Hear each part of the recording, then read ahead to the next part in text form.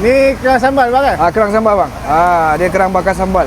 Dia buat balik tak rosak bang kan? Tak usah bang, boleh sampai sahur apa boleh panaskan. Sampai sahur bang. Mantap. Sambal ni rare, 23 jenis bahan dalam dia. Serius lah bang. Serius bang, tak tipu ya, tak bohong ya. Bulan puasa. Ni air asam dia, padu bang, ada kat Shah Alam je. Oh, abang biasa buka pukul 12 lah? Jangan. Kita buka pukul 2 bang. Oh, pukul 2 12 dia makan tengah hari. Okey. Ikan pari bang kan? Pari bang. Berapa ringgit ni bang? Yang ni saya 25 je bang. 25? 25. Paling besar? Paling besar ada 50, 45. Okey.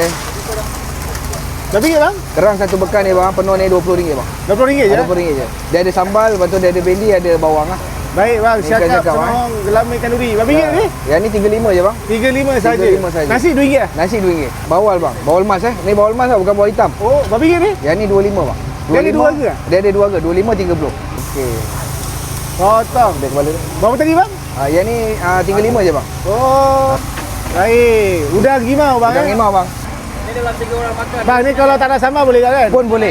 Takut ada yang tak makan pedas, boleh request tak nak sambal Air asam sikit. Air asam sikit. Ini buat sur 10 ekor bang. Oh, 10 ekor.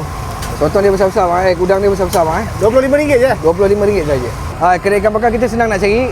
Kita depan pintu masuk utama. Oh, yang itu pintu utama? Itu pintu masuk utama ni kedai kita. Dekat je. Oh. Tadi kedai kita ikan bakar. So ni memang kita kat mana-mana ada. Kat event biasanya. Kita jual air buah-buahan. Kita punya tapak depan Chef Ahmad.